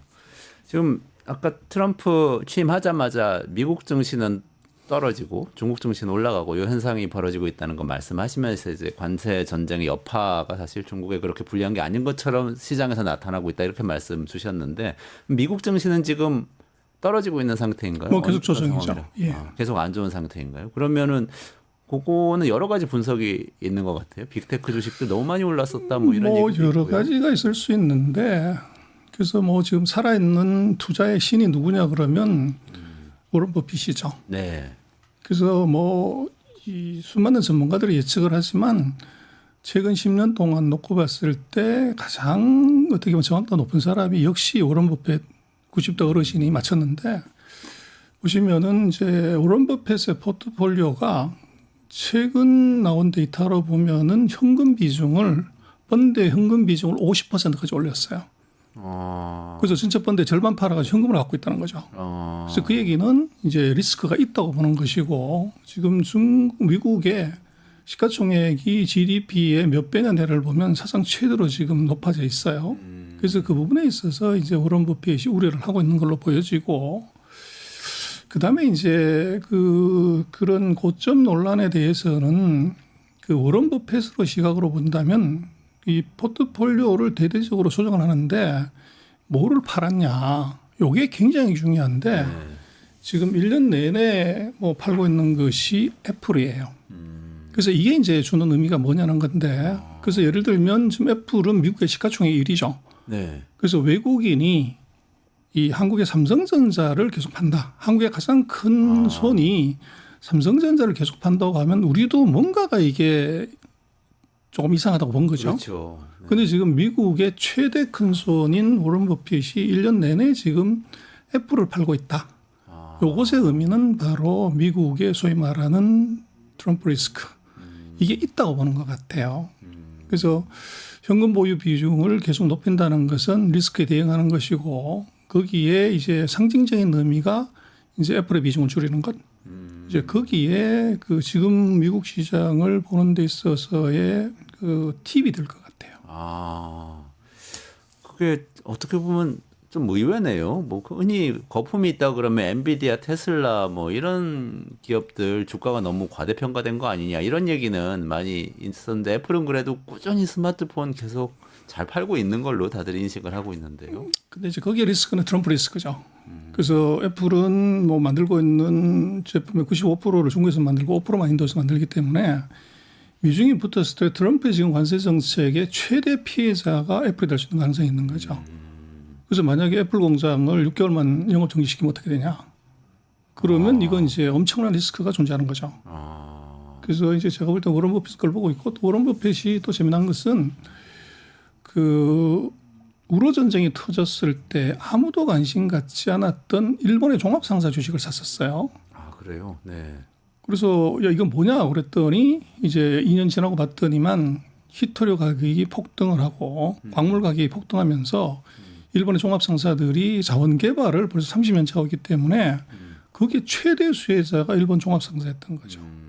그래서 크게 돈을 먹었는데 최근에 보면 다시 이 워런 버핏이 사고 있는 게 보면 뭐 피자, 그 다음에 일본 종합 상사 이런 회사들을 다시 편입하기 시작을 해요. 그래서 그것은 이제 먹고 마시는 거는 뭐 경기가 어떻든 간에 이게 상대적인 뭐 방어의 성격이 있기 때문에 사는 것이고 거기에 일본의 종합 상사를 산다는 것은 워런 버핏의 관점에서 놓고 보면 히토류 가격이 다시 올라갈 가능성이 있다 이렇게 보고 있는 것 같아요. 그래서 그것은 지난번은 우크라이나가 전쟁을 하면서 이게 히토류가 생산이 안 되거나 또 러시아의 히토류들이 못 나가기 때문에 가격이 폭등할 거라고 봤는데 지금은 둘 사이에 종전이 이루어지고 있는 상황에서 왜 이거를 샀냐를 보면 거기에 워런 버핏의 해안이 있는 것 같아요.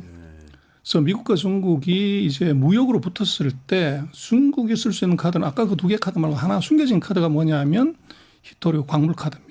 그래서 전 세계 히토류의 60% 이상을 중국이 장악하고 있기 때문에 둘이 붙었을 때 중국이 아마도 일본으로 내놓을 수 있는 이제 칼은 바로 히토류 수출 통제를 하는 거죠. 그렇게 되면 얼마 전에 이제 중국이 미국이 10% 보복 관세를 때린다고 그랬을 때 15%로 이제 뭐 묶고 더블로는 아니지만 그렇게 하고 난 다음에 두 가지 카드를 더 낸 것이 하나가 그 구글을 제재를 들어갔습니다. 근데 구글은 뭐 미국에 중국에서 영업하지도 않아요. 근데 그것은 기업을 건드릴 수 있다는 이제 어떻게 보면 암시를 안 한 거고 두 번째가 보면 텅스텐하고 비스무스를 수출 통제를 들어갔어요. 그래서 이거는 뭐 다른 나라에서 구할 수 있기 때문에 그런데 요게 제가 볼 때는 그 히토류 금속을 제재할 수 있다는 걸 슬쩍 암시를 한 거죠. 그래서 그렇게 놓고 보면 왜 이제 워런 버핏이 다시 일본 종합 상사를 사기 시작했냐는 미중의 전쟁이 적어도 앞으로 트럼프 4년 동안 계속 이어질 상황이면 거기에서 그 국제 광물 가격의 상승이 충분히 예상된다. 그렇게 예측을 하고 있는 것 같아요. 그리고 말씀 듣고 보니까 갑자기 트럼프가 우크라이나 뭐 전쟁 휴전 협정 뭐 하면서 조건으로 히토류 내놓으라고 얘기하는 그거는 그게 바로 중국 때문에 그렇죠. 그래서 중국이 만약에 통제를 했을 때 다른 히토류의 그 대체지가 있어야 되는데 그 유력한 지역이 우크라이나고 또 하나가 그린란드죠. 그래서 왜 그린란드를 그렇게 탐을 내냐 하는 것은 이제 중국이 히토류를 가장 많이 갖고 있지만 미국도 한 150만, 180만 정도의 히토류가 이제 매장이 돼 있다는 거예요. 근데 그거만한 사이즈가 그린란드에 있다는 겁니다. 그래서 그걸 만약에 사거나 뭐 이제 인수를 하게 되면 뭐 대략 한 25% 이상의 시장 점유율을 미국이 갖게 되죠. 아, 그리고 뭐 그린랜드 같은 경우는 뭐 공기오염이나 대기오염이나 뭐 수질오염이 있건 말건 산업별로 안 살기 때문에 개발할 수도 있고 그래서 지금 벤츠가 뭐 그린랜드 가가지고 우리가 이거 인수하겠다고 그렇게 이제 얘기를 하고 있는 것도 뭐 그런 이제 미중의 광물 전쟁, 자원 전쟁에 대한 대비다 이렇게 봐야 될 것 같아요. 그렇게 보니까 딱 정확하게 이해가 되네요. 아까 워런 버핏의 그 현금 보유 비중 말씀하시는데 그걸 워렌 버핏 지수라고 이야기하는 그렇습니다. 겁니까? 시가총액하고 GDP하고 비율을 보는 거죠. 그래서 뭐 그것은 이제 왜 지금 중국을 이제 싸다고 생각을 하냐면 뭐 전 세계 대부분의 나라들이 100%가 넘는데 중국은 아직 한 68, 70 정도밖에 되질 않아요. 그래서 그 사이 4년 동안 주가가 빠졌기 때문에 이제 상대적으로 저평가했다고 보는 거죠. 그래서 국가 간의 비교를 할 때 PER로 보는 것은 그것은 이제 금리 상황이 다르고 이렇기 때문에 같은 기준으로 해서 미국의 PER 10하고 한국식 PER 10하고 같을 수가 없듯이 그러나 전 세계를 같은 기준으로 놓고 봤을 때는 GDP 대비해서 자본시장 규모가 얼마냐는 것이 상대 비교하기가 굉장히 쉽고 상대적인 고저평가는 뭐 그걸로 보는 것이 쉽죠. 그래서 버핏 지수를 이제 보는 겁니다. 그걸로 볼 때 중국 증시는 상대적으로 싼 저평가돼 거죠. 있는 상태다. 지금 아까 처음에 보여주신 차트에 있었는데 중국 증시가 어쨌든 연초부터 계속 오르고 있는 거죠. 그래서 올랐다가 조정을 하는데 그래서 이제 이게 뭐 반등하고 끝나는 거냐 지속적인 거냐는 결국은 이제 뭐 피보나치 수열이라고 하는 황금비율 올라간 것에 한 40% 정도 빠지는 것은 자율 조정이다. 그런데 그보다 더 빠지면 이제 하락을 한다 이렇게 보는 건데 중국 증시가 작년 9월 달에 2,600에서 3,600까지 쑥 한 방에 40% 올라갔어요. 그러면 이제 40%는 4, 46, 16% 정도 밑으로 빠지는 것은 있을 수 있는 일이다. 그런데 중국 주가가 3,600에서 한 3,100까지 떨어졌다가 한 14% 정도 하락하고 나서 지금 다시 3,300으로 슬쩍 기어 올라가고 있어요. 그 얘기는 네. 이게 추세가 살아있다는 거죠. 그래서 이게 일시적인 현상이라고 보기는 어렵다는 거고 그래서 이제 그게 좋은 것은 결국은 주가가 반등해서 계속 간다고 하면 경기가 좋아야 되는 거죠. 네. 근데 지금 미국이 뭐 지금 경기가 뭐 GDP가 1%나 2%는 그렇지만 중국은 작년 이제 4, 4분기부터 PMI 지수, 단기 경기를 나타내는 지수가 계속 50 이상이에요. 그래서 요거는 이제 이게 50으로 올라왔다는 것은 단기적인 경기는 이거 무조건 업이다. 이제 그런 시그널을 시장에 주고 있는 거죠. 그러다 보니까 미국은 GDP가 이제 하강하는데 중국은 이제 리커버를 한다.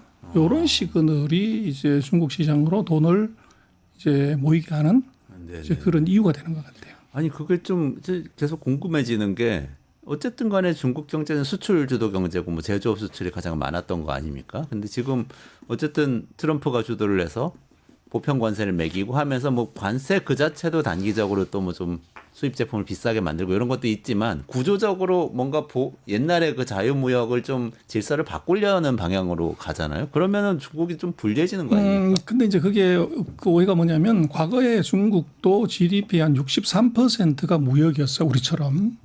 근데 지금 중국의 전체 GDP에서 수출 수입 다 합친 것이 한 34%밖에 안 됩니다. 아 그래요? 반으로 줄었네요. 그렇죠. 그리고 지금 수출이 한 17%, 그 정도 내외입니다. 그러니까 다르게 생각을 하면 83%가 내수란 얘기죠. 그래서 수출이 안 되더라도 내수가 예를 들어서 5%만 이제 늘게 돼도 이 특히 미국으로 수출하는 것들은 뭐 얼마든지 커버가 되는 그런 구조예요. 그래서 구조 변화가 이미 있었다. 네네. 이제 그게 큰 이제 변화인데 우리 뭐 중국 잘 안 보니까 중국이 여전히 수출하는 데는 망하는 나라. 근데 전 세계 최대 수출국은 맞는데 내수가 이미 워낙 커져서 수출의 비중이 경제 전체를 좌지우지하는 그런 상황이 이미 아니라는 거예요. 그래서 예를 들면 뭐 수출이라고 하면 자동차하고 뭐 핸드폰 뭐 이런 건데 전 세계에서 자동차를 누가 제일 많이 사냐고 그러면 작년에 중국이 3,200만 대 샀어요. 네. 근데 미국이 한 1,450만 대 샀습니다. 아이고 차이가 많이. 그러니까 이게 지금 뭐 미국의 거의 2배 되는 시장을 이제 중국이 갖고 있고 핸드폰 마찬가지로 뭐 미국이 한 4억 5천만 대, 5억 대가 안 되는데 중국이 갖고 있는 핸드폰 가지가 17억 5천만 대입니다. 또 중국의 거의 이제 4배 가까운 시장을 갖고 있기 때문에 이게 지금 중국을 수출하는 나라고 수출이 안 되면 망한다고 보는 것은 잘못된 겁니다. 지금 말씀을 듣고 보니까 거꾸로 나라가 크고 수요가 많은 이 국가이다 보니까 오히려 보호무역주의가 와도 괜찮을 수도 있겠다. 그런 생각이 드네요. 내부에 수요가 워낙 많으니까요. 그래서 그게 이제 과거하고 다른 점이고요. 그래서 중국이 지금 그 정도로 지금 25% 보복 관세를 막고 있는데 60%를 더 때린다 그러면 85%를 맞는 거잖아요. 네네네. 만약에 한국이 85% 보복 관세를 만든다 그러면 우리 어떻게 될까요? 네. 뭐 주가 폭락하고 전쟁이 나도 나야 되는데 그렇죠. 중국은 조용해요. 그래서 그게 이유는 전 세계 중국의 수출 중에서 미국의 비중이 15%밖에 안 돼요. 나머지 85%는 미국 이외 지역으로 수출하는 거죠.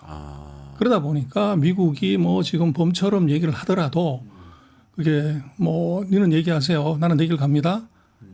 그리고 시장도 이제 어떻게 보면 상대적으로 견조한 이유는 바로 85%가 미국 이외 지역으로 간다는 거죠.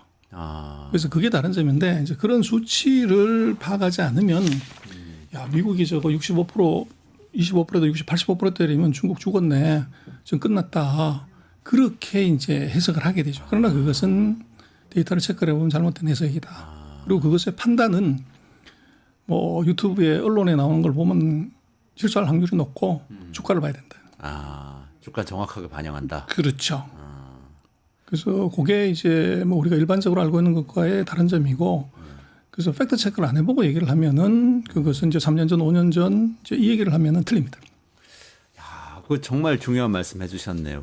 제가 조금 더 들어가서 경쟁력 관점에서 한번 좀 여쭤보겠습니다. 뭐 딥시크 나오고 그러면서 중국도 AI 잘한다 이런 얘기가 나오기는 했어도 그리고 글로벌로 볼 땐 그래도 첨단 기술은 미국이 그래도 앞서가는 거 아니야 이런 생각이 투자자들 사이에서는 주류 아닙니까? 어떻게 보세요? 맞습니다. 첨단 기술은 뭐 1945년 이후에 세계 첨단 기술 실리콘밸리 나왔고 지금 그 종착역이 AI인데 지금 AI에서 미국의 빅테크들이 투자하는 것의 10분의 1 정도밖에 중국은 안 했어요.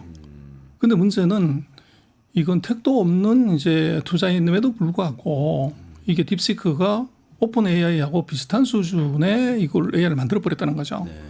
여기서 이제 세상이 이제 확 놀란 겁니다.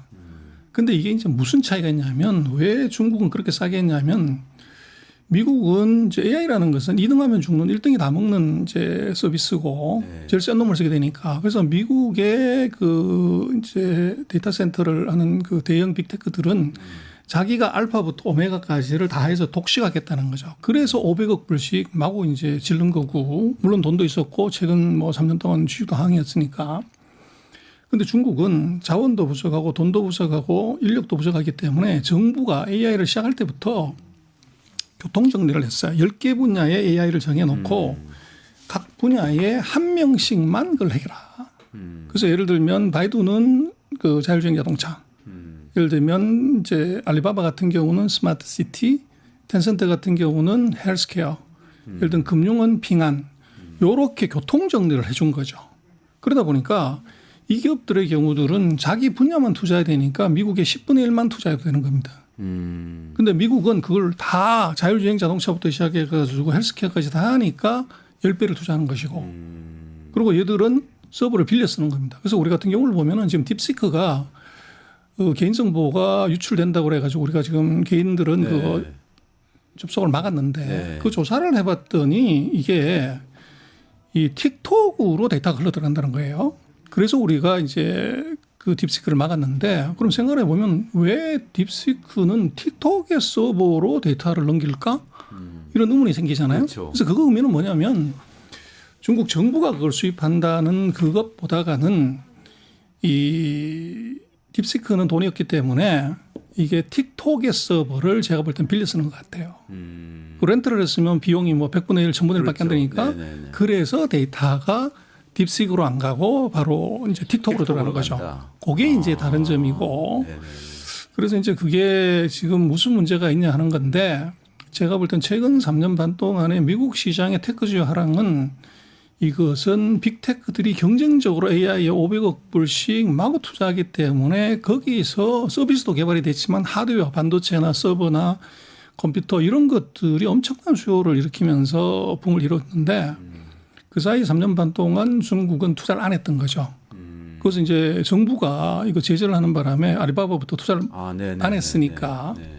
그 재미난 현상은 금년 2월 17일 날 시진핑이 이 빅테크 회사들 포함해서 17개 기업, 민영기업하고 자담회를 5년 만에 해요.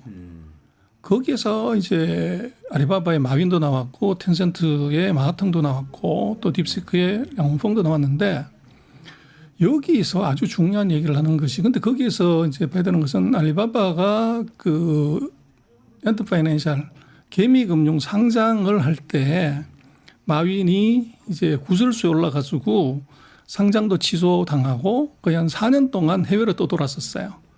그런데 작년 9월 이후에 마윈이 국내에 들어와서 공식적으로 얼굴을 내밀고 시진핑이 주재하는 자리에 참석을 했다는 것은 그것의 의미는 뭐냐 그러면 더 이상 플랫폼 기업에 대해 제재는 끝났다는 겁니다. 이제 그 시그널을 강하게 주고 그러다 보니까 이 시진핑이 무슨 얘기를 했냐면 그 회의에서 2021년부터 중국은 공동부유라는 아젠다를 들고 나와서 이걸 갖고서 이제 공동부유에 적이 되는 것들을 다 압박을 했는데 공동부유가 좀 뭐 평등하게 나누어 갖자. 그렇죠. 뭐 이런 뜻이죠. 그래서 독과점 기업, 폭리 기업, 뭐 예를 들면 플랫폼 기업하고 부동산 기업, 교육 기업을 다 제재를 한 게 바로 그것 때문에 그런데 그걸 3년 동안 했더니 주가하고 부동산이 반토막이 난 거죠. 그리고 이제 소비 심리가 취약이 됐고 그러다 보니까 이거를 빨리 올리는 방안으로 이걸 풀어야 되는데 이걸 그렇게 의욕에 넘치게 정치 아젠다를 얘기했지만 이걸 바꾸기가 쉽지 않다고 말해요. 그런데 이번에 회담을 하면서 거기서 마지막에 시진핑이 지나가는 말로 이렇게 얘기를 합니다. 민영기업들이 먼저 돈을 벌어서 공동부유를 이루어라. 이 얘기는 뭐냐면 선불원으로 돌아섰다는 얘기예요. 공동부유를 안 하겠다는 얘기입니다. 이게 굉장히 중요한 시그널이고 선불원. 그럼 돈을 먼저 일단 벌라는 거죠. 나중에 나눠주. 그렇죠. 하자, 뭐 그래서 그건 이런 78년에 등소병이었던 얘기를 40년 만에 다시 한 겁니다. 그런데 그게 끝나자마자 일주일 안에 알리바바의 마윈이 거기다 화답을 하는 것이 최근 10년 동안 우리가 투자했던 것의 10배를 투자하겠다. 그래서 76조를 한 방에 투자하겠다고 지금 발표를 했어요. 그러다 보니까 그렇게 되면 알리바바의 쌍벽이 텐센트입니다. 그럼 텐센트는 가만히 있을래? 텐센트 그만 투자해야죠. 그리고 BAT, 바이두가 이번에 그 시진핑 자담회 초대를 못 받았어요. 이 뭔가 문제가 있다는 거죠. 그렇군요. 그러면 투자를 안 하고 가만히 있을 거냐? 안 하면 지킬 건데 또 이제 이기려면 제가 볼 때는 2배를 투자할 것 같아요. 그래서 지금 중국은 최근 3년 반 동안 투자를 줄였거나 안 했던 빅테크들의 투자가 대대적으로 이루어집니다. 그리고 두 번째로 보니까 이게 중국의 VC들이 정부의 이 정책에 같이 맞춰가지고 1조 위안, 중국 GDP가 130조 되는데 130분의 1 정도 되는 우리 쳤을 때 이제 200조 원짜리 AI 펀드를 만들어요. 그래서 스타트업에다가 이제 투자를 하는 거고. 그래서 제가 조사를 해봤더니 31개 지방성들의 2025년 이제 업무 계획에 예를 들면 신장, 티벳 뭐 이런 데도 다 업무 계획 안에 AI를 하겠다. 인공지능이 다 들어가 있습니다. 티베트 신장 이런 데도요. 와, 그거 완전 오지인데. 그래서 지금 중국은 제가 볼 때는 민간 기업들의 AI 투자, 그다음에 금융권의 VC들의 AI 투자, 그다음에 지방 정부의 AI 투자가 같이 몰려서 들어가는 겁니다. 그러다 보니까 지금 중국의 반도체 회사들이 경기가 하강하고 이런다고 그러는데도 주가가 계속 올라가는 이유는 바로 거기 있습니다. 그러면 그게 누가 최대 수혜자냐 그러면 반도체죠. 그래서 그게 이제 아까 제가 모두에 말씀드렸던 중국은 올라가고 미국은 빠진 엔비디아를 포함한 뭐 미국의 반도체 회사들은 계속 슬로우 다운하는데 중국의 반도체 회사들은 이제 슬금슬금 기어 올라가는 이유는 바로 3년 반 동안 투자하지 않았던 그런 이제 대규모 투자가 지금 기다리고 있다는 겁니다. 그래서 그게 뒤에 배경이 되고 있는 거죠. 그 하나하나 기업들 지금 말씀하신 기업들이 다 중요하잖아요. 그러니까 알리바바 같으면 전자상 거래로 우리 알고 있고, 그럼 아마존하고 아마 경쟁 구도가 될 것 같고, 미국 기업하고 얘기하자면 뭐 아까 말씀하신 애플 같은 경우는 뭐 샤오미 같은 기업들도 생각나기도 하고, 이렇게 좀 업종이나 기업별로 지금 조금 앞으로 좀 성장 전망이 있어 보인다. 이런 곳들이 중국에 지금 특정할 수 있는 곳들이 있습니다. 그래서 제가 차트 그 준비한 거 보시면요. 진짜 비에다하고 테슬라 차트 있을 건데 보시면 두 개의 방향이 완전 반대로 가죠. 그다음에 주가입니까? 그렇죠. 그다음에 샤오미하고 애플 보시면은 샤오미는 다음 차트 한번 보여주실래요? 샤오미와 애플. 네, 오른쪽이 애플이고 샤오미인데 보면 둘이 완전히 반대 방향으로 가고. 샤오미 오르고 애플은 떨어지고. 그렇죠. 그다음에 이제 SMIC가 그 중국의 대표적인 반도체 회사죠. 네네. 그리고 저기 기간이 지금 똑같은 이제 그 주봉으로 본 겁니다. 올해입니까? 올해죠. 올해. 네. 그래서 엔비디아 보면은 이제 밑으로 훅 가고 있고, 그다음에 아마존하고 알리바바를 보시면 이것도 방향이 뭐 완전히 서로 달라지죠. 그래서 여기서 제가 볼 때는 조금 주목해봐야 되는 게 바로 샤오미입니다. 네. 그래서 우리는 샤오미는 핸드폰 만드는 회사라고 생각을 하는데 네네네. 샤오미 주가를 아까 보시면은 그냥 쭉 1년 내내 45도로 올라갑니다. 네. 그래서 이게 왜 이게 올라가냐면 샤오미는 지금 핸드폰 회사가 아니라 전기차 회사입니다. 아 그래요? 그렇습니다. 그래서 왜 이제 애플하고 샤오미하고 주가가 이제 그 반대로 가냐 그러면 애플이 전기차를 하려고 했었어요. 자율주행 자동차를. 네, 결국은 네. 실패했죠. 그런 얘기 있었죠. 애플카라고. 그렇죠. 네, 애플카가. 근데 샤오미는 작년에 SU7이라고 SU7이라는 모델을 내놨는데 생산 캐파가 한 13만 대 연간으로. 네. 근데 그걸 하루 만에 다 팔았어요. 어이구 그래요? 그리고 금년에도 이제 생산 캐파가 한 15만 대 되는데 요것도 발매되자마자 입도선매에서 금년에 이미 물량 다 팔았습니다. 그래서 이게 어떻게 된 거냐 그런데 지금 중국에서 전기차 랭킹을 보면 비아디가 1등으로 한 175만 대, 테슬라가 65만 대, 그리고 폭스바겐이 한 18만 대, 그리고 4등이 바로 샤오미입니다. 샤오미가 14만 대를 팔았어요 작년에. 그래서 지금 중국의 랭킹 4위의 전기차 회사가 샤오미입니다. 핸드폰 만들던 샤오미가. 그렇죠. 근데 이제 이게 왜 이렇게 세졌나 그러면 그래서 이제 샤오미가 뭐 지금 하고 있는 걸 보면 그 전기차에다가 자율주행 기능을 넣어야 되잖아요. 네네. 그럼 이제 카메라가 거기에 달려야 되는데 이 카메라를 이게 이제 라이다도 달고 레이더도 달고 카메라도 달고 그래서 이거를 이제 뭐 완벽하게 보여주는 그 기능을 집어넣은 거예요. 샤오미가요? 그렇죠. 그거는 테슬라 스타일이 아니고 그러니까 구글 스타일이네요. 그렇죠. 구글 전기차처럼. 근데 이게 이제 어떻게 가능하냐면 라이더 하나가 2,500만 원인데 지금 그렇죠, 샤오미의 자동차가 한 3만 달러, 한 3천만 원 조금 넘어요. 근데 그거 어떻게 넣냐고 그러는데. 생산성이 안 나오겠는데. 그런데 거기에 중국의 라이더 회사가 2,500만 원짜리를 250만 원에 만든 거예요. 그래서 이제 꼭 딥시크 같은 게 터져버린 거죠. 그러다 보니까 이제 이게 하나 같고 두 번째는 지금 샤오미가 핸드폰으로 뭐를 하냐 그러면 이 퇴근하기 전에 집에 이게 전등 켜고 커튼 내리고 이게 에어컨 틀고 이거를 핸드폰으로 다 할 수 있는 IoT를 했어요. 네네. 그래서 이 기능이 얘들이 있었기 때문에 요거를 자동차에 통째로 집어넣어 버린 겁니다. 그래서 차에서 소위 말하는 V2X라고 그러죠. 네네. 차에서 이게 차문 그 차고 문 열고 그리고 집에 있는 전자제품 다 작동시키고 이게 가능하게끔 한 거니까 우리도 그렇지만 뭐 EV 같은 경우는 젊은 세대들이 주로 사잖아요. 네.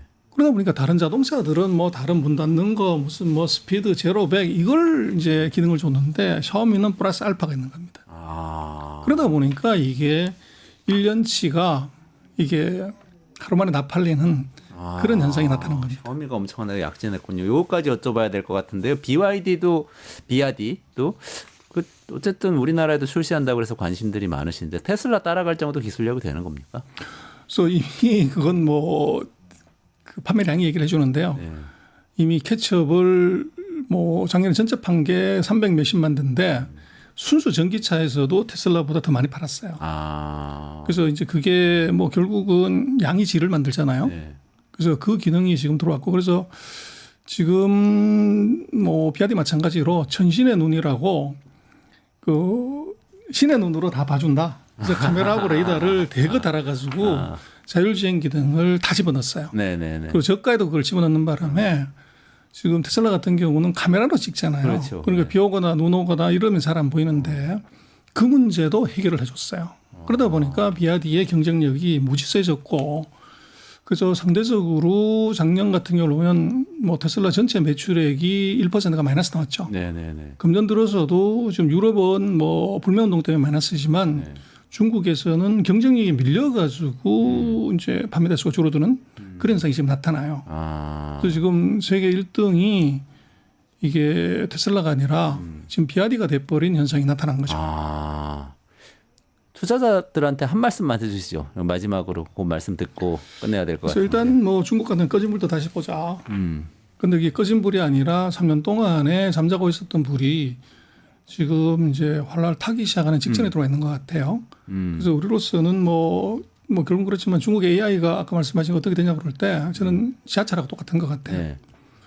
계획 나왔을 때 집값 한번 오르고 땅 파기 시작하면 한번 오르고 출입구 생기면 한번 올라가잖아요. 네. 근데 지금 중국의 AI는 4년 동안 투자 제대로 못했다가 지금 정부하고 기업들이 계획 발표만 했는데 지금 올라간 거죠.